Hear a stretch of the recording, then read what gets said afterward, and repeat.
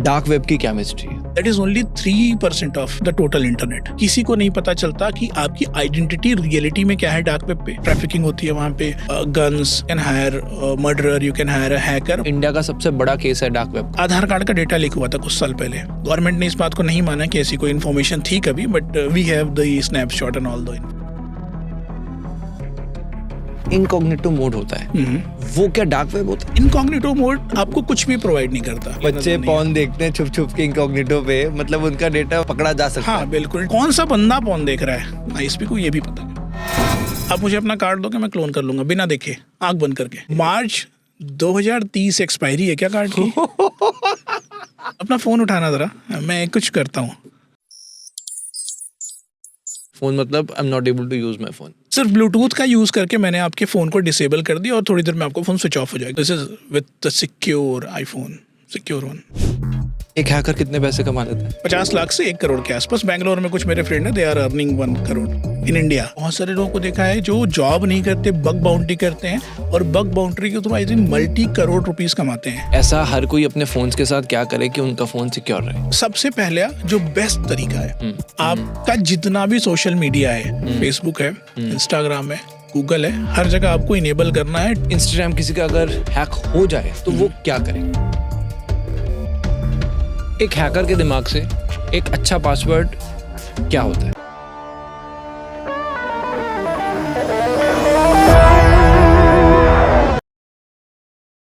दोस्तों, आपको याद होगा इसी साल यानी 2025 में जून के महीने में हैकर्स ने 16 बिलियन अकाउंट रिकॉर्ड्स को ब्रीच किया, यानी billions of emails, passwords, personal data leak हुआ। लोगों ने जो अकाउंट एप्पल, गूगल, याहू में बनाया था, जो सबसे सेफ माना जाता है, उनका डेटा भी बाहर आया। आम लोग ही नहीं बल्कि प्रधानमंत्री श्री नरेंद्र मोदी जी का ट्विटर अकाउंट भी कॉम्प्रोमाइज हुआ।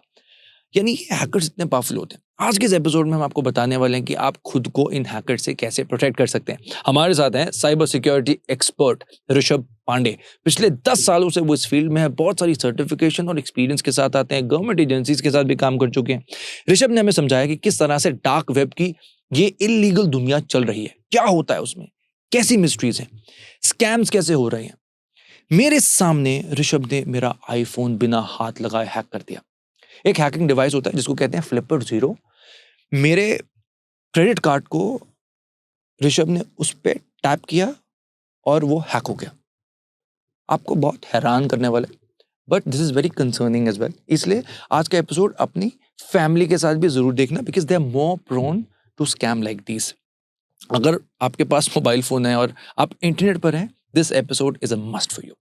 बहुत मेहनत करते हैं ऐसा एपिसोड लाने के लिए। चैनल को सब्सक्राइब भी जरूर करें दोस्तों, क्योंकि सुपर डॉग सिर्फ एक पॉडकास्ट चैनल नहीं, पिछले 8 सालों से 200 से ज्यादा अंडर प्रिविलेज्ड बच्चों को हम फ्री ऑफ कॉस्ट एजुकेशन अपने एनजीओ द्वारा दे रहे हैं। तो सुपर डॉग्स को सब्सक्राइब करके आप ऐसा नॉलेजेबल कंटेंट ही नहीं ले रहे, बल्कि अपने देश को आगे बढ़ने के लिए भी कंट्रीब्यूट कर रहे हैं। Enjoy the show. जय हिंद। डार्क वेब की क्या मिस्ट्री है? ठीक है, तो डार्क वेब को समझते हैं ना, समझने के लिए सबसे पहले इंटरनेट को समझते हैं। इंटरनेट को हम कैसा देखते हैं? हम इंटरनेट को ऐसा समझते हैं जो हम गूगल से सर्च करते हैं, बिंग से सर्च करते हैं या डिफरेंट सर्च इंजन से सर्च करते हैं, और जो इंडेक्स होता है जो हम देख सकते हैं, हमारे हिसाब से इंटरनेट वही है। But that is only 3% of the total internet. Only 3%। 97% of internet is still underneath. अब बाकी का जो पार्ट होता है वो प्राइवेट इन्फॉर्मेशन होती है। लेट्स से आप फेसबुक के पेजेस में जो पब्लिक इन्फॉर्मेशन उसको क्रॉल करते हो, बट मैसेजेस हो गए, और किसी की प्रोफाइल के अंदर मैसेज में जो पिक्चर हो सकती हैं, या बैंक के अंदर आपका बैंक रिकॉर्ड हो सकता है, फाइल्स हो सकती हैं, किसी कंपनी के अंदर आपका एम्प्लॉय रिकॉर्ड हो सकता है, ये सारे इन्फॉर्मेशन सर्च इंजन इंडेक्स नहीं कर सकता। This is private information. तो इसको बोलते हैं डीप वेब। अब इसके बाद आते हैं डार्क वेब को। तो डार्क वेब एक डिफरेंट सेगमेंट है इंटरनेट का। अब डार्क क्यों कहते हैं? क्योंकि मोस्टली ये अनएथिकल कामों के लिए जाना जाता है, ठीक है, इसलिए डार्क बोला जाता है। डार्क वेब को एक्सेस करने के लिए आपको एक डिफरेंट सेट ऑफ टूल का रिक्वायरमेंट होगा, जो कि एक डिफरेंट सेगमेंट है, ये आपके नॉर्मल ब्राउजर से एक्सेस नहीं होगा। तो इसके लिए आप टॉर का यूज़ कर सकते हो डार्क वेब में अंदर जाने के लिए। अब आते हैं डार्क वेब क्या है एग्जैक्टली। सबसे पहले सिंपल भाषा में एक सिंपल सा सेगमेंट है। डार्क वेब बनाया किसने? अगर आप अलाउ करोगे तो मैं इस पे बात करता हूँ। तो हुआ क्या, आई थिंक काफ़ी टाइम पहले एनएसए ने, यूएस की रिसर्च एजेंसी ने एक प्रोजेक्ट लॉन्च किया जिसका नाम था onion Tor project. Onion Tor बोलते हैं डार्क वेब को, जो एक्सेस होता है वो टूल को ऑनियन बोलते हैं। ओके, ठीक है। तो उन्होंने एक ऑनियन टॉर प्रोजेक्ट लॉन्च किया। वो प्रोजेक्ट कुछ टाइम बाद पब्लिक में आया और उसका यूज़ करके एक पूरा नेटवर्क इंटरनेट का डिफरेंट सेगमेंट बना जो डार्क वेब था। ठीक है।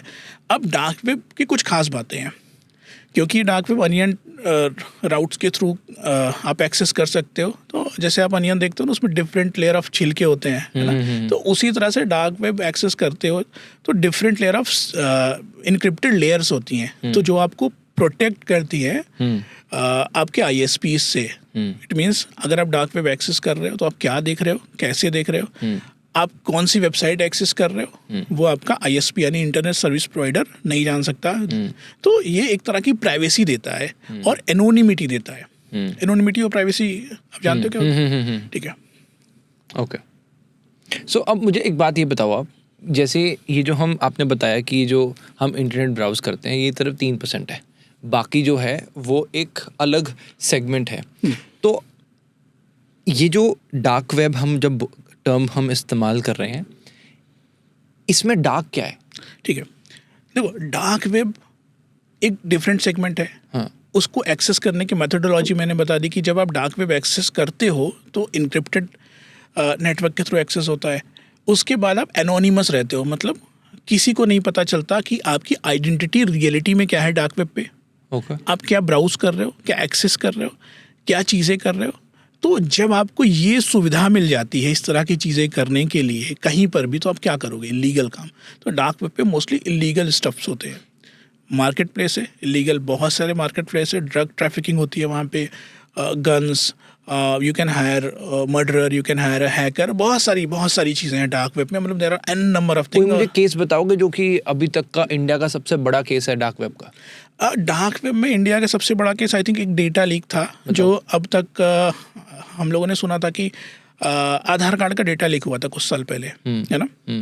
तो डेटा लीक हुआ था ICMR के थ्रू। उसके बाद वो डार्क वेब के किसी फोरम में लिस्ट हुआ और वो डेटा 82 और 83 करोड़ इंडियंस का आधार कार्ड का डेटा था। Phone number, father's name, mother's name, your date of birth. So ये कंप्लीट इन्फॉर्मेशन डार्क वेब पर थी और ये डार्क वेब के एक मार्केट प्लेस पे सेल हो रही थी जस्ट फॉर 66 लाख।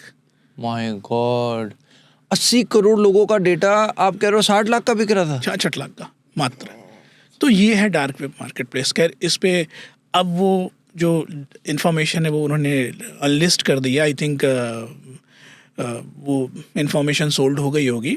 गवर्नमेंट ने इस बात को नहीं माना कि ऐसी कोई इन्फॉर्मेशन थी कभी, but we have the snapshot and all the information कि it was there in the dark web, और हमने सैंपल वगैरह भी डाउनलोड किया था। तो ये इंडिया के लिए सबसे बड़ा इम्पैक्टफुल था क्योंकि इंडियन सिटीजन का डेटा था, आधार कार्ड का डेटा था, और उस डेटा का यूज़ करके बहुत सारी चीज़ें की जा सकती थी। लाइक आजकल एक स्कैम नहीं आ रहा डिजिटल अरेस्ट वाला, कि आपने कोई कंसाइनमेंट भेजा है, आपका आधार कार्ड नंबर ये है, तो आप फिर अपना आधार कार्ड मिलाते हो कि यार ऐसा है। तो ये सारी जो इन्फॉर्मेशन आती है ना, ये कहीं ना कहीं आपके लीक डेटा का यूज़ करके आपके साथ स्कैम या हैकिंग या किसी तरह का साइकोलॉजिकल मैनिपुलेशन या इम्पर्सनेशन किया जाता है। ये आपने बताया कि वो डेटा लीक हो गया। मुझे अब ये बताओ, ये डार्क वेब में, चलो ये है डार्क वेब में आइडेंटिटी उस इंसान की हमें नहीं पता चल रही, गॉट इट। उस इंसान ने कैसे हमारी सरकार का डेटा ही हैक कर लिया? ये कैसे पॉसिबल है? वो इन्फॉर्मेशन लीक कैसे होगी? ठीक है, तो अभी ना कोई क्लियर इस पे इन्फॉर्मेशन नहीं है क्योंकि गवर्नमेंट ने डिनाई कर दिया कि ऐसा कुछ हुआ है। बट कुछ संभावना है। एक संभावना ऐसी हो सकती है कि किसी इनसाइडर का काम हो, किसी ने इनसाइडर थ्रेट होते हैं जो कंपनी के अंदर कुछ इंटरनल एक्सेस देके डेटा डाउनलोड किया हो। एक केस ऐसा भी सुनने में आता है कि कोई API ऐसी थी जिस API का यूज़ करके हैकर्स ने डेटा को डंप किया। तो बहुत सारे सवाल हैं, बट इसका क्लियर जवाब वो ही गवर्नमेंट की एजेंसी दे सकती थी जिसका डेटा लीक हुआ। Okay, sure. भाई मुझे ये पता चला कि जैसे ये जो डार्क वेब की दुनिया है, इसमें आपने समझाया किस तरह से कोई भी अनोनिमस बंदा कुछ भी कर सकता है। जो हमारा इंटरनेट पे इनकॉग्निटो मोड होता है, वो क्या डार्क वेब होता है? नहीं, वो फिर उसमें भी तो आइडेंटिटी अनोनिमस नहीं होती, उस वो क्या होता है फिर? नहीं, देखो, इनकॉग्निटो मोड आपको कुछ भी प्रोवाइड नहीं करता, ना आपको प्राइवेसी प्रोवाइड करता है, ना आपको एनोनिमिटी प्रोवाइड करता है। इनकॉग्निटो मोड सिंपल सा एक काम करता है, कुकीज स्टोर करना बंद कर देता है। तो होता क्या है कि जब आप कोई वेबसाइट ब्राउज करते हो तो आइडियली क्या होता है, वेबसाइट कुकीज आपके ब्राउजर में स्टोर करती हैं आपकी एक्टिविटीज़ को ट्रैक करने के लिए कि आपने कौन कौन से पेजेस को ब्राउज किया, आपने क्या क्या एक्टिविटीज़ की। तो जब आप दोबारा वेबसाइट्स को विजिट करते हो तो आपकी कुकीज़ के थ्रू वो वेबसाइट ट्रैक करती है कि आपकी एक्टिविटीज़ क्या है। इनकॉग्निटो सिर्फ उस कुकी को स्टोर नहीं करता, इसकी वजह से आपको कोई सिक्योरिटी फीचर नहीं मिल रहा है। आपका बस हिस्ट्री, ब्राउज़र में हिस्ट्री मेंटेन नहीं होगी कि आपने क्या एक्टिविटीज़ की है, बट स्टिल अगर हम लोग चाहें तो इनकॉग्निटो मोड एक्सेस करने के बाद भी बता सकते हैं कि आपने क्या क्या चीज़ें ब्राउज करी हैं। और लोगों को लगता है इनकॉग्निटो यूज़ करने के बाद ना आईएसपी यानी internet service provider like Airtel, Jio या जिसका भी आप इंटरनेट यूज़ कर रहे हो उसको भी पता नहीं होगा मैं क्या कर रहा हूँ। ऐसा कुछ नहीं है। इनकॉग्निटो मोड बस आपकी सेटिस्फेक्शन के लिए कि चलो अगर मैंने ब्राउज़र क्लोज कर दिया तो हिस्ट्री में नहीं दिखेगा, कुकी मेंटेन नहीं होगी, बस उसका सिक्योरिटी से कोई कंसर्न नहीं है, दूर दूर तक। ये जो बच्चे पॉर्न देखते हैं छुप छुप के इनकॉग्निटो पे, मतलब उनका डेटा उनको पकड़ा जा सकता है। हाँ बिल्कुल, डीएनएस रिकॉर्ड मेंटेन होते हैं। आप ब्राउज़र में जाके डीएनएस रिकॉर्ड सर्च करोगे तो आपको मिल जाएगा कि क्या क्या वेबसाइट हुई है, तो उसके अक्रॉस डीएनएस की एंट्री होती है। ब्राउज़र में भी होती है, उसके बाद आप वाईफाई से चला रहे हो तो आपके राउटर में भी डीएनएस रिकॉर्ड्स होते हैं, उसके बाद आईएसपी के पास भी डीएनएस रिकॉर्ड होता है, और इवन आईएसपी के पास तो यूआरएल भी होता है आपने क्या विजिट किया है। अब देखते हो ना, एक डेटा ये कहता है 2019 का कि इंडिया में 89% लोग पॉर्न देखते हैं। वो डेटा कहाँ से मिलता है? आईएसपीज के थ्रू मिलता है। आईएसपीज उन डेटा को भेजती है कि भैया हमारे एरिया में, इवन आपने एक और देखा होगा सिटी वाइज डेटा भी है गवर्नमेंट के पास कि किस सिटी के लोग कितना पॉर्न कंजम्पशन करते हैं। कहाँ से आता है? आईएसपीज वो डेटा कलेक्ट करती हैं। आप मोस्टली हर कोई इनकॉग्निटो मोड में देखता है ना, तो आईएसपी के पास वो डेटा कहाँ से आया? क्योंकि आईएसपी को पता है कि आप क्या कर रहे हो, कौन सी सिटी में क्या कर रहे हो, कौन सा बंदा पॉर्न देख रहा है। आईएसपी को ये भी पता है, तुम्हारे बारे में सब कुछ पता है। सब कुछ पता है आईएसपी को, सारी इन्फॉर्मेशन है। तो इसीलिए रिकमेंड करते हैं कि आप वीपीएन यूज़ करो अगर आपको ऐसा कुछ करना है तो। यहाँ पे वीपीएन हेल्प करता है। वीपीएन एग्जैक्टली प्राइवेसी प्रोवाइड करता है आपको। ओके, सो कैसे वीपीएन यूज़ करना चाहिए? देखो, सबसे पहले यहाँ हम अगर सिर्फ पॉर्न की बात करते हैं ना, और किसी की बात नहीं करते कि इंस्टेड की इनकॉग्निटो यूज़ करो, मैं कहूँगा ना वीपीएन भी चला लो। तो वीपीएन क्या करता है, एक टनल क्रिएट करता है आपके ब्राउज़र या आपके कंप्यूटर से लेकर उस वीपीएन सर्वर तक। तो अब जो आपका डेटा जाएगा वो उस वीपीएन टनल के अंदर इनक्रिप्टेड होगा। तो आईएसपी को क्या दिखेगा कि एक वीपीएन की सर्किट चल रही है, एक टनल चल रहा है, बट वो सर्किट क्या कर रही है, वो किस वेबसाइट को एक्सेस कर रहा है, क्या डेटा आ रहा है, वो नहीं देख सकता। तो इस तरह से आपको प्राइवेसी मिल जाएगी। ओके भाई, मगर जैसे मैं इतना टेक्निकल नहीं हूँ, मुझे अगर वीपीएन को यूज़ करना है तो मेरे को आप प्रोसेस समझाओ कि अगर मुझे आज अभी वीपीएन यूज़ करके कुछ भी करना है इंटरनेट पे तो मैं कैसे कर सकता हूँ? देखो, कुछ भी करने वाला तो आप नहीं कर सकते। देखो, वीपीएन सिर्फ मैं प्राइवेसी कॉन्शियस लोगों के लिए बता रहा हूँ। अगर आप चाहते हो कि आपकी, तो कैसे क्रिएट किया जाता है वीपीएन? मुझे वीपीएन सिंपल सा सॉफ्टवेयर है। बहुत सारे वीपीएन प्रोवाइडर्स कंपनी है, और वीपीएन आई थिंक बहुत बड़ा मार्केट है, बहुत बड़ा मार्केट कन्वर्ट हो रहा है आज के समय में। तो आपको ना इंटरनेट पर इवन प्ले स्टोर पर एप्पल स्टोर पर आपको वीपीएन आप सर्च करोगे, सॉफ्टवेयर मिल जाएंगे, फ्री वाले मिल जाएंगे। तो अगर आपको कोई ऐसा छोटा मोटा काम करना है तो फ्री वीपीएन यूज़ कर लो, ठीक है। उसके अलावा अगर आपको सिक्योरिटी टेस्टिंग करनी है, कुछ अनएथिकल काम करना है, तो वहाँ पर आपका वीपीएन आपको प्रोटेक्ट नहीं करने वाला है। क्यों नहीं करने वाला है?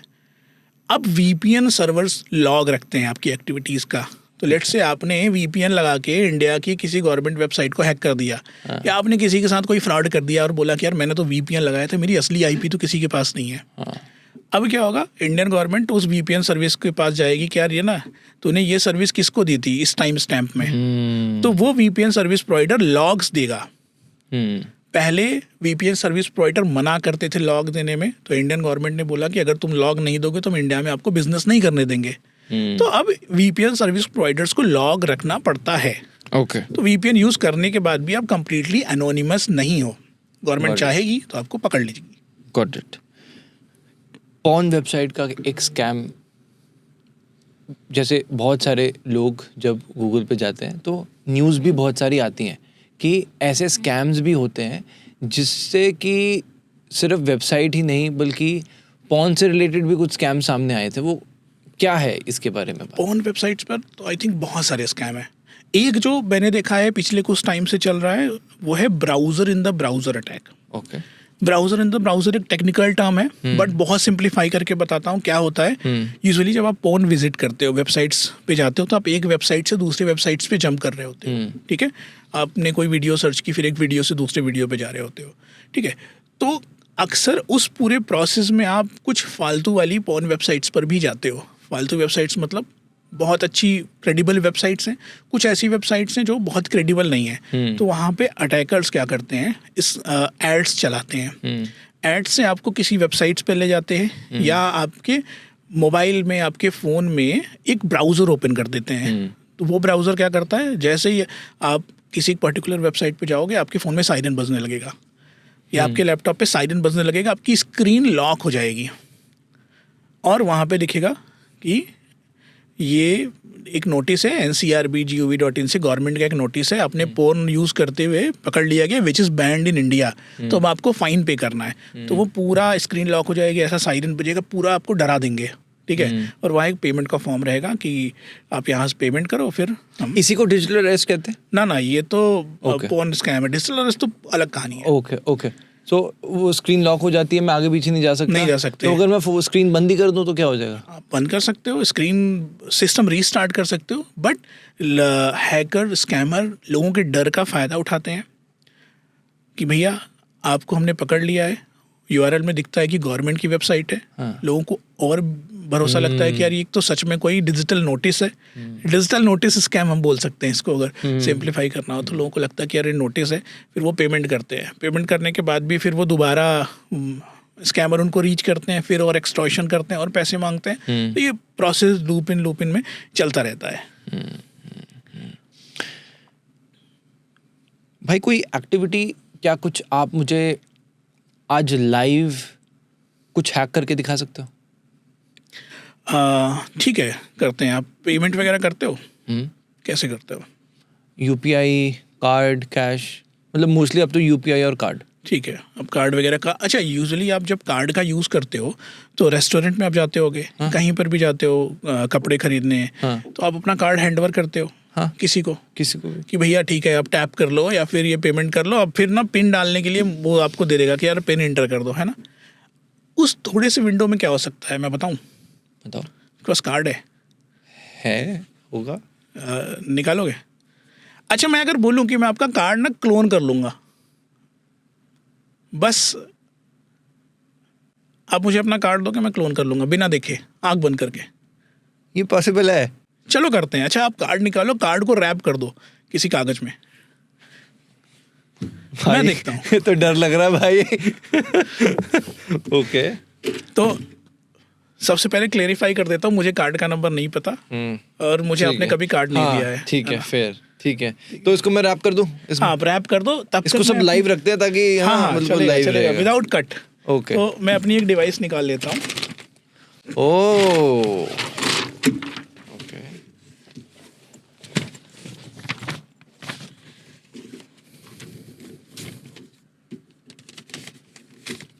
ये क्या है डिवाइस, थोड़ा सा बताओ। ठीक है, ये एक फ्लिपर ज़ीरो डिवाइस है। ये पोर्टेबल हैकिंग डिवाइस होती है। ओके, इसमें बहुत सारे फीचर्स हैं, लाइक आप एंड्रॉयड हैक कर सकते हो, RFID और इंफ्रारेड और सब गीगाहर्ट्ज़ रेडियो वेव्स को कैप्चर कर सकते हो। मतलब बहुत सारी चीज़ें हैं इसमें। एक कंपैटिबल डिवाइस है। हम लोग के पास ये सारी डिवाइसेस पहले डिफरेंट डिवाइसेस होती थी, लाइक RFID हैकिंग के लिए हम एक SDR सॉफ्टवेयर डिफाइंड रेडियो लेके चलते थे। ओके, बट ये छोटा सा हार्डवेयर सारी डिवाइस सारे चीज़ों को कंसिस्ट करता है। कितना प्राइस है इसका? आई थिंक $200 या $200 होगा, ऐसा ही कुछ होगा, ज़्यादा महंगी नहीं है। ओके, मतलब 12 से 15 हज़ार के बीच। हाँ, ऐसा ही है। ओके, सो भाई ये रहा कार्ड। अच्छा, ठीक है, ठीक है, तो चलो। अब अगर ये आपको दूं अब जैसे, तो आप मुझे कार्ड दिखाओ, यहाँ पे आप कार्ड रख दो। आई am not even touching the card. ठीक है, you can have your card. क्या बताऊँ, पूरा कार्ड नंबर बताऊँ कैमरे पे? भाई आप ऐसा करो, लास्ट डिजिट्स बता दो। अच्छा, ठीक है, अच्छा चलो ऐसा करते हैं, ये वीज़ा कार्ड है क्या? हाँ ठीक है, लास्ट में 5637 है। हाँ ये भाई अच्छा, मार्च 2030 एक्सपायरी है क्या कार्ड की? वो तो आप देख रहे हो, सिर्फ आई थिंक मुझे 1 सेकेंड लगा, मैंने बस कार्ड आपका लिया, टैप किया एंड आई एम गुड। तो अगर आपने वॉलेट में अपना कार्ड रखा हुआ है तो हम ऐसा कर सकते हैं, like I just need to tap this thing in your wallet. तो आई एम नॉट सेइंग कि आप मतलब इस तरह हम लोग इस डिवाइस को प्रमोट नहीं कर रहे हैं, हैकिंग को प्रमोट नहीं कर रहे हैं, बट इस तरह की चीज़ें हो सकती हैं। तो क्या करना है इसके लिए, कार्ड को आप लॉक करके रखो, पेमेंट को लिमिट करके रखो कि आपके कार्ड के थ्रू इतने ही पैसे निकाल सकते हैं। इतने ही। और NFC को तो डिसेबल करके रखना चाहिए, यूजुअली मैं रखता हूँ कि NFC के थ्रू पेमेंट ना हो। अब ये देखो, ओके ये पूरी इन्फॉर्मेशन है जो कार्ड पे लिखी हुई है। अब इसका यूज़ करके मैं पेमेंट भी कर सकता हूँ, एक दूसरा कार्ड भी बना सकता हूँ। अच्छा, अब जैसे जो OTP आता है उसको तो वो कैसे, उसका कैसे करोगे? अगर जैसे चूँकि एक वीज़ा कार्ड है, आई थिंक क्रेडिट कार्ड है, तो OTP की ज़रूरत नहीं है, मैं कार्ड नंबर से पेमेंट कर सकता हूँ। तो इंटरनेशनल पेमेंट के लिए OTP की ज़रूरत नहीं है। क्रेजी। और भाई कोई और भी डिवाइस दिखाओ ना। हाँ ठीक है, तो फ्लिपर ज़ीरो एक डिवाइस है, इसके अलावा चलो मैं बैग निकालता हूँ, देखते हैं मेरे पास और क्या है। श्योर। ये है एक हैकर का बैग। हाँ, ये छोटा सा बैग है, क्योंकि फ्लाइट में बहुत प्रॉब्लम होती है मुझे लाने में ये सारी चीज़ें। वो तो सारे पीछे पड़ जाते हैं। हाँ, दिखाओ ये क्या है, ये क्या चेक है करके देखते हैं। हाँ। ठीक है, एक चीज़ मैं आपको दिखाता हूँ, अब मुझे बताना कि ये क्या है। डेटा केबल है ना? हाँ। आप रख लो मेरे साइड से, एक गिफ्ट है। भाई मुझे तो डर लग रहा है। ओके।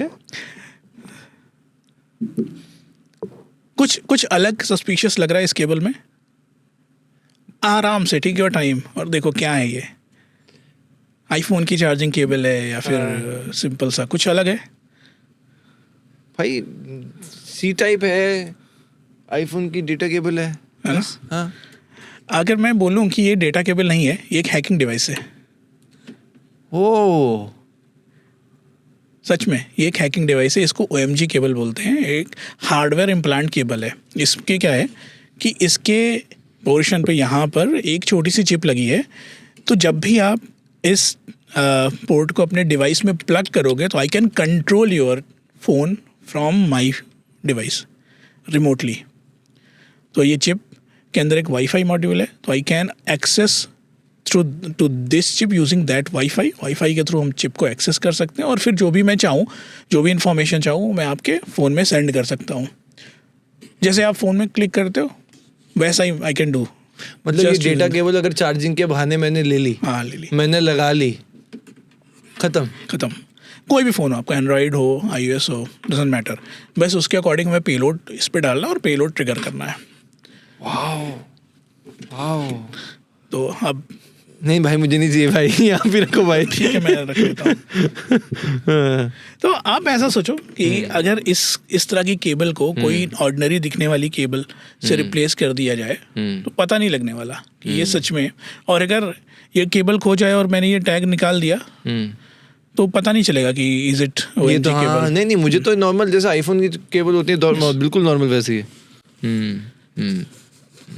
ठीक है, चलो एक और ना एक डेमो कर लेते हैं अब। ठीक है भाई, मेरे पास टाइम है तो श्योर करते हैं। ठीक है, ये डिवाइस देखो, ये क्या है?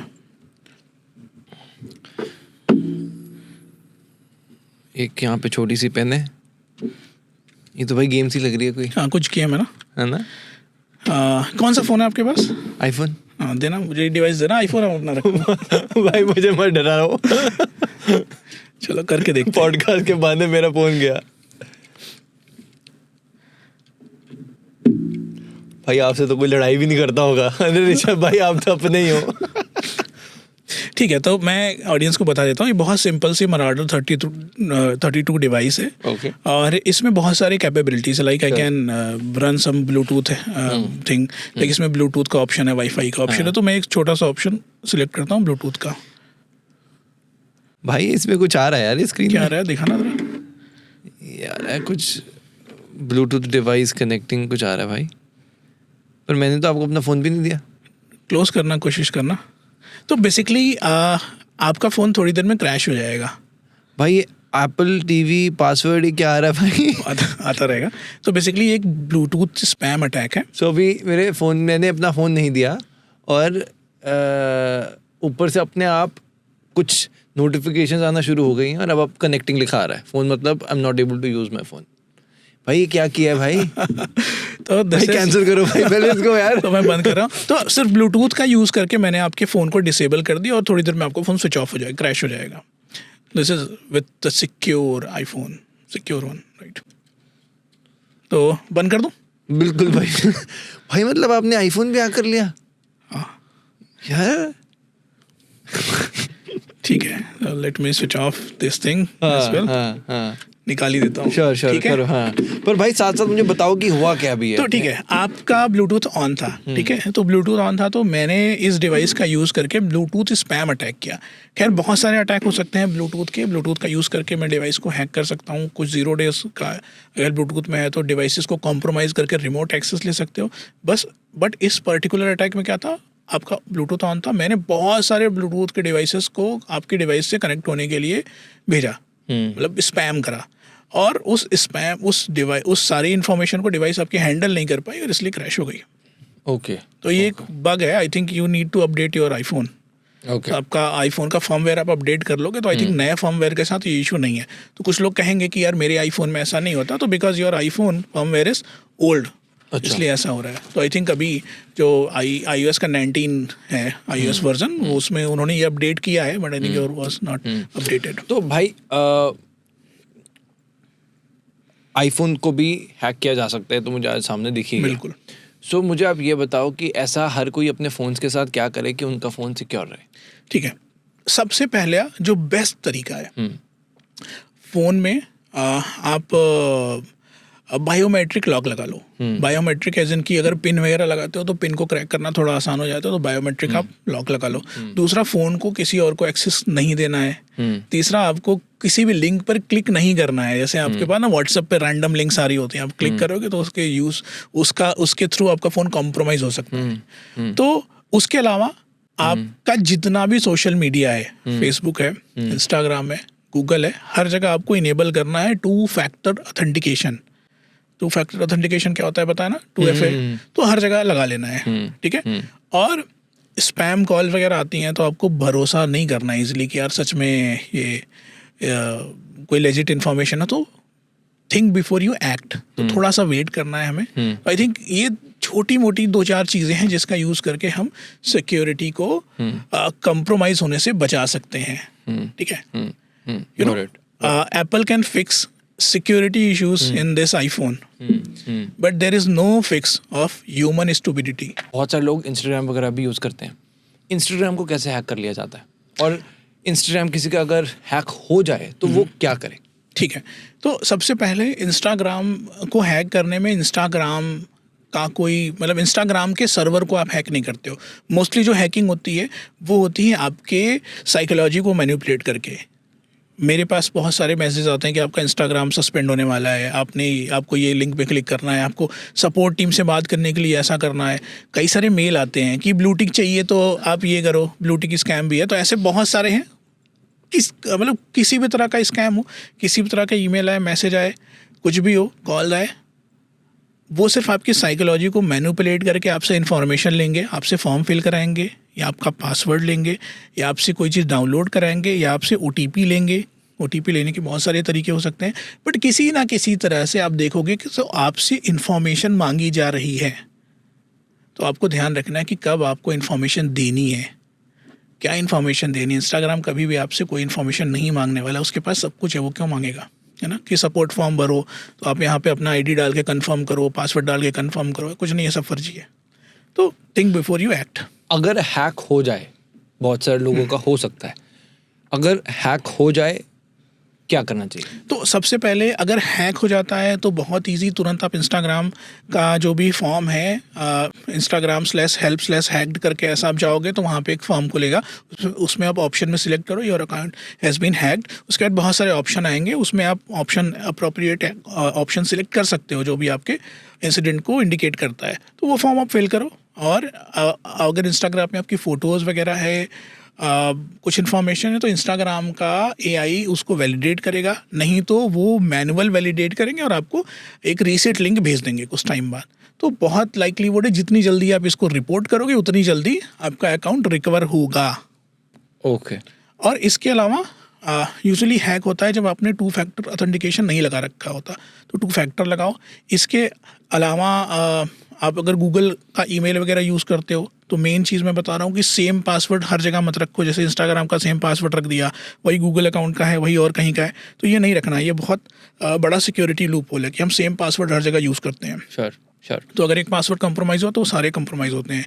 और गूगल में आप बैकअप कोड लगाना मत भूलना। बैकअप कोड रखो, जनरेट करो backup code. I think 8 code मिलते हैं। तो आपका अकाउंट अगर कॉम्प्रोमाइज़ हो जाता है कभी इन एनी केस, तो using that backup code you can recover your account. एक हैकर के दिमाग से एक अच्छा पासवर्ड क्या होता है?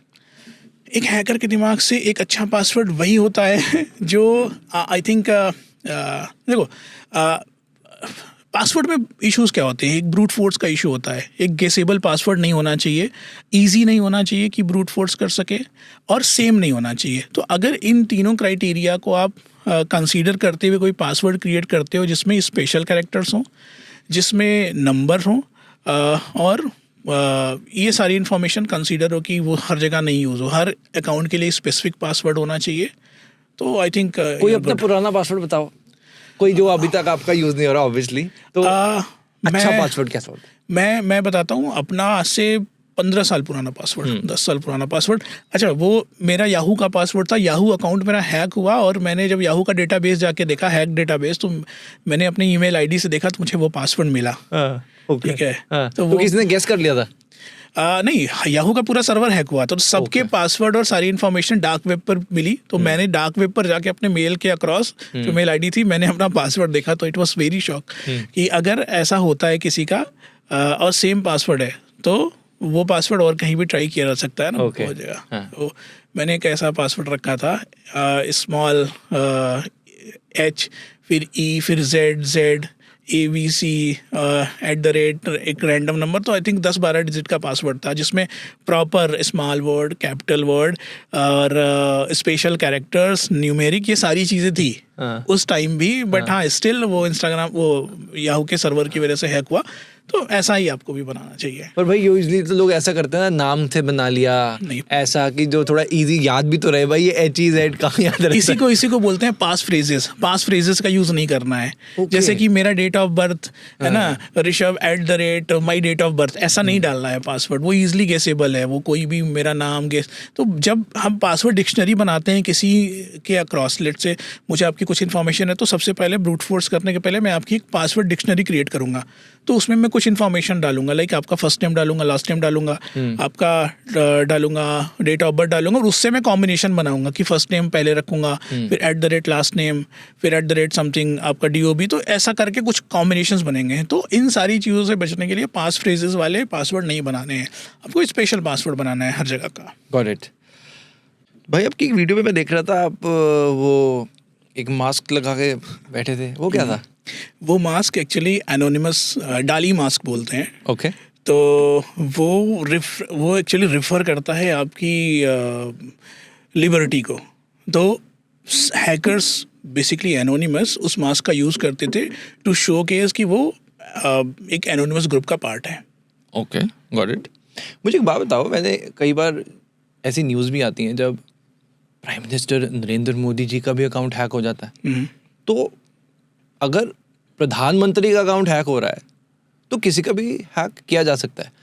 सो हैकर्स प्राइम मिनिस्टर लेवल तक जाकर कैसे हैकिंग कर लेते हैं? ठीक है, तो हाई इंडिविजुअल जो टारगेट्स हैं उनके लिए डिफरेंट तरीके की स्ट्रैटेजी होती है। Okay. सबसे पहले कि अगर किसी हाई इंडिविजुअल को टारगेट करना है, हैकर इन्फॉर्मेशन कलेक्ट करते हैं। अब जो हाई इंडिविजुअल है, लेट्स से प्रधानमंत्री या कोई है, उनका प्रोफाइल वो खुद मैनेज नहीं करते होंगे, कोई टीम मैनेज करती होगी। तो टारगेट करते हैं कि कौन टीम मेंबर है, कौन प्रोफाइल मैनेज करता है। तो किसी तरह से उस टीम मेंबर को ट्रिक करने की कोशिश करते हैं कि आपके अकाउंट में इस तरह का कोई इशू आ गया है, कोई प्राइवेसी वायलेशन है, you need to fill this form. तो they manipulate with their psychology कि आप इस तरह की इन्फॉर्मेशन दो, और उस इन्फॉर्मेशन का यूज़ करके वो फिशिंग पेजेस क्रिएट करते हैं या फिर क्वेश्चंस के आंसर्स को बाईपास करते हैं। Let's there is 2 factor authentication और कोई पासवर्ड रीसेट का कोई क्वेश्चन है तो उसको आंसर्स को बाईपास करते हैं। तो एक ये तरीका होता है सोशल इंजीनियरिंग का यूज़ करके।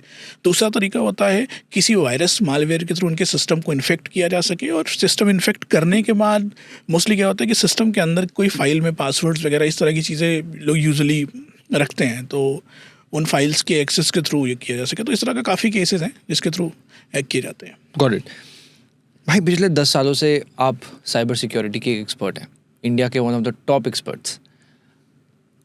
इस फील्ड में आपने इतने सालों से बहुत सारे स्कैम्स भी देखे। मैं ये जानना चाहता हूँ अभी तक का सबसे बड़ा स्कैम कौन सा था जो आपने खुद एड्रेस किया? अब तक का सबसे बड़ा स्कैम मैंने ही नहीं, प्रधानमंत्री जी ने खुद एड्रेस किया है, वो है डिजिटल अरेस्ट। आप अभी कहीं फ़ोन वगैरह लगाते होगे तो आप देखते होगे सबसे पहले वार्निंग आती है कि डिजिटल अरेस्ट जैसी कोई चीज़ नहीं होती। तो आई थिंक अब तक का सबसे बड़ा ब्रेकआउट रहा है ये स्कैम का, और I think it's going to be $1 billion of worth scam. Okay. इस वजह से प्रधानमंत्री को भी आना पड़ा, और इवन बहुत सारे टेलीकम्युनिकेशन कंपनीज ने भी इस तरह के नोट लगाए कॉलिंग वगैरह में। प्रधानमंत्री जी ने मन की बात में ये बोला, तो कितना बड़ा स्कैम था। और आई थिंक ये स्कैम इतना वाइड लेवल पे था कि हर दूसरे आदमी को कॉल्स आए ही होंगे इस तरह के स्कैम की, किसी तरह कि मैं पाकिस्तान से मैं कोई पुलिस वाला बोल रहा हूँ, आपके बेटे ने ये कर लिया। एक बार तो मैं घर पे ही आया था, मैं साइड में बैठा हुआ था, वो कह रहा था आपके बेटा जी जेल में बैठा हुआ है हमारे सामने। तो ऐसे बहुत सारे केसेस ऑलरेडी सामने आए हैं। तो क्या ये चीज़ आपके हिसाब से एज एन एक्सपर्ट ये चीज़ आगे किस तरह से एक रूप ले सकती है? ठीक है, अब सबसे पहले समझते हैं AI को यहाँ पे। ठीक है, आजकल किसी की वॉइस क्लोन करना और वीडियो क्लोन करना, AI जनरेटेड वीडियोस बनाना बहुत आसान हो गया है। तो अगर इस तरह के स्कैम मुझे करना होगा तो AI ने मुझे इनेबल कर दिया है। मुझे बस आपकी वॉइस का सैंपल चाहिए, वॉइस का सैंपल यूज़ करके मैं आपकी वॉइस जनरेट कर सकता हूँ, और कोई वीडियो क्लिप का सैंपल चाहिए जिसके थ्रू मैं आपका एक AI मॉडल जनरेट कर सकता हूँ और वो बात करेगा। तो इस तरह से ट्रिक करके इस तरह के स्कैम किए जाते हैं। अब इसके बाद और आगे चलते हैं, कॉल स्पूफिंग वगैरह टेक्नोलॉजी का यूज़ करके किसी भी कॉल को, नंबर को मिमिक करके कॉल भी की जा सकती है। तो आप सोच रहे हो टेक्नोलॉजी इतनी इनहेंस्ड हो गई है, उस वजह से इस तरह के स्कैम आने वाले समय में बहुत बढ़ने वाले हैं। ओके, कॉल स्पूफिंग क्या होता है? कॉल स्पूफिंग वाले टर्म को सबसे पहले समझते हैं। स्पूफिंग में क्या होता है, किसी की आईडी को स्पूफ करना या कॉपी करना और रिक्लेम करना, है ना। लेट्स से कि आपकी मेल आईडी है raghav@gmail.com। अब मैंने एक मेल किसी और को भेजा बाई क्लेमिंग योर आईडी, मतलब आपकी आईडी का यूज़ करके। I don't have your real ID but मैं क्लेम कर रहा हूँ कि I am Raghav. So this is spoofing. Impersonation एक तरह का अटैक होता है, उसका एक पार्ट है स्पूफिंग। ठीक है, तो अगर कॉल या नंबर को आप स्पूफ करते हो that is call spoofing. SMS spoof करते हो, SMS स्पूफिंग। ईमेल को स्पूफ करते हो, email spoofing. Okay, got it. ये क्या प्रैक्टिकली करके देख सकते हैं कॉल स्पूफिंग? कॉल स्पूफिंग का भी सेटअप रेडी नहीं है। ओके, बट बहुत नेक्स्ट पॉडकास्ट में करते हैं। वैसे मैंने कई जगह पॉडकास्ट में करा हुआ है, बट सबसे एक मेन बात बता देता हूँ, इंडियन गवर्नमेंट टेलीकम्युनिकेशन ने बैन लगा रखा है। अगर आप कॉल स्पूफिंग करते हो या करते हुए पाए जाते हो तो 3 साल की जेल है। एक हैकर कैसे बना जाता है, क्या प्रोसेस है? अगर मुझे आज हैकर बनना है तो मैं क्या करना शुरू करूँ? ठीक है, हैकर का जो मेन काम होता है, हम हैकर को समझते हैं सिक्योरिटी प्रोफेशनल से। तो सिक्योरिटी प्रोफेशनल क्या करता है, डेटा को सिक्योर करता है। किसके डेटा को सिक्योर करता है? किसी कंपनी का डेटा होगा, गवर्नमेंट का डेटा होगा। ठीक है, तो हैकिंग सीखने के लिए सबसे पहले आपको डेटा क्या होता है, डेटा को कैसे प्रोटेक्ट करते हैं, किस किस टाइप के डेटा होते हैं। अब उसके बाद डेटा कहाँ होस्ट होता है, डेटा कहीं पे रखा जाएगा, सर्वर होगा। उसके अलावा डेटा कम्युनिकेशन, डेटा को कम्युनिकेट करने के लिए कोई प्रोटोकॉल्स होंगे, है ना, स्टोर करना होगा। उसके अलावा डेटा स्टोरेज में कुछ सिक्योरिटी होगी, डेटा इन ट्रांजिट होगा, डेटा एट रेस्ट होगा। तो ऐसे बहुत सारी चीज़ें हैं। तो एक हैकर बनने के लिए आपको एक सिस्टम के बारे में सब कुछ जानने की ज़रूरत है। कैसे ऑपरेटिंग सिस्टम वर्क करते हैं, कैसे सर्वर काम करते हैं, कैसे डिफरेंट प्रोटोकॉल काम करते हैं, कैसे OSI लेयर काम करती है, लाइक डेटा एक लेयर से नेक्स्ट लेयर तक कैसे जाता है, क्या बग्स, क्या वल्नरेबिलिटीज़ उन सारे लेयर्स में होती हैं। ठीक है, ये बहुत बेसिक फाउंडेशन है साइबर सिक्योरिटी का। सबसे पहले आपको जानना होगा कि आपको क्या प्रोटेक्ट करना है, जो आपको प्रोटेक्ट करना है वो किस तरह से, उसका वर्क अराउंड कैसा है, उसके प्रोटोकॉल्स कैसे हैं। फिर आपको उन प्रोटोकॉल्स में सिक्योरिटीज़ फ्लॉस को खोजना है। ठीक है, let's say OSI layer 7 application layer में क्या इशू हो सकते हैं, नेटवर्क लेयर में क्या इशू हो सकते हैं, ट्रांसपोर्ट लेयर में क्या इशू हो सकते हैं, फिजिकल डेटा लिंक लेयर में क्या इशू हो सकते हैं। बहुत लो लेवल की बात बता रहा हूँ ताकि हमारी ऑडियंस उससे रिलेट कर सके। बहुत सारे इंजीनियरिंग बैकग्राउंड के हैं, अभी सीखना चाह रहे हैं, तो OSI model is going to be the starting point for cyber security. आपने OSI मॉडल सीख लिया, सिस्टम सिक्योरिटी के बैकग्राउंड्स, बेसिक चीज़ें सीख ली, नेटवर्किंग की सीख ली। अब आप आगे जाओ और सिक्योरिटी के कुछ कोर्सेज कर सकते हो। लाइक यूट्यूब पे बहुत सारे फ्री कोर्सेज मिल जाते हैं, यूडेमी पे मिल जाएंगे। सर्टिफिकेशन आप चाहो तो CH EJPT करके बेसिक सर्टिफिकेशन है, वो करके आप फंडामेंटल सिक्योरिटी की नॉलेज ले सकते हो। ओके, मैं दोबारा रिपीट करना मैं लिखता हूँ कि ताकि अगर कोई आज ये वीडियो देखना चाह रहा है तो अगर वो हैकर बनना चाहे तो वो चीज़ कर सकता है। तो स्टार्टिंग आपने बोला मैं कोर्स कौन सा करूँ? सबसे पहले आप कर सकते हो CH सर्टिफाइड एथिकल हैकर, एक सर्टिफिकेशन है। पर्सनली मैं रिकमेंड करूंगा, बहुत अच्छा सर्टिफिकेशन है। Okay. और प्रैक्टिकल ओरिएंटेड एग्जाम होता है। ठीक है, उसका नॉलेज आप ले सकते हो, थ्योरी पढ़ो और प्रैक्टिकल एग्जाम देके क्लियर करो। Okay. चीटिंग नहीं करनी है, हाँ. एग्जाम देख के प्रॉपर क्लियर करना है। लोग बोलते हैं कि यार CH सर अच्छा नहीं है, ये तो हाँ. बहुत ईजी है। ईजी उनके लिए जो चीट करते हैं। अगर आप पढ़ोगे CH की बारीकियां तो आपको बहुत हेल्प होने वाली है साइबर सिक्योरिटी फील्ड को जानने और समझने में। Got it. CH मैंने कर लिया, उसके बाद मैं कहाँ जाऊँ? ठीक है, आप हमने CH कर लिया तो CH बहुत रिकॉग्नाइज सर्टिफिकेशन है इंडिया जॉब मार्केट में। अगर आप CH सर्टिफिकेशन करके जॉब लेना चाह रहे हो तो HR आपको रिकॉग्नाइज करेगा। Okay. आपको जॉब मिलने में आसानी होगी। खैर, जॉब एक डिफरेंट पर्सपेक्टिव है, हम लर्निंग की बात करते हैं। CH आप कर सकते हो, उसके बाद E-लर्न सिक्योरिटी का एक है, EJPT करके एक सर्टिफिकेशन है, वो आप कर सकते हो। ये 2 बेसिक सर्टिफिकेशन है जो काफ़ी हेल्पफुल रहने वाले हैं साइबर सिक्योरिटी जर्नी में। एक हैकर कितने पैसे कमा लेता है? डिपेंड करता है कि आप देखो, शुरू में हैकिंग वाली जो जॉब है ना, बहुत प्रैक्टिकल ओरिएंटेड है। Okay. जब आप शुरू में हैकिंग की जॉब करते हो या सिक्योरिटी प्रोफेशनल की जॉब करते हो तो आपको इंडस्ट्री रेडी बनाने में कंपनीज का काफ़ी अप्रोच होता है। Okay. आप पहले टेस्टिंग करते हो, सिक्योरिटी असेसमेंट करते हो, फिर धीरे धीरे डिफरेंट टेक्नोलॉजी को जानते हो, like web application security, network security, फिर API security, IoT security, red teeming, infrastructure security और SCADA और बहुत बहुत बहुत सारे वर्टिकल्स हैं सिक्योरिटी के। SOC है एक, ऑफेंसिव एंड डिफेंसिव सिक्योरिटी। ठीक है, तो डिपेंड करता है आपकी नॉलेज कितनी है, आप कितना कवरेज देते हो एक कंपनी हाईएस्ट को। एक हैकर इंडिया में कितना पैसा कमा सकता है?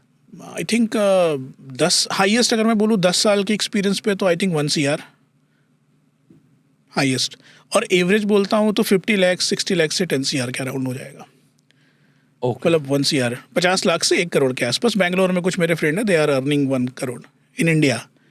पोस्टिंग इंडिया में, मैं US की सैलरी की बात नहीं कर रहा हूँ, I am talking about India.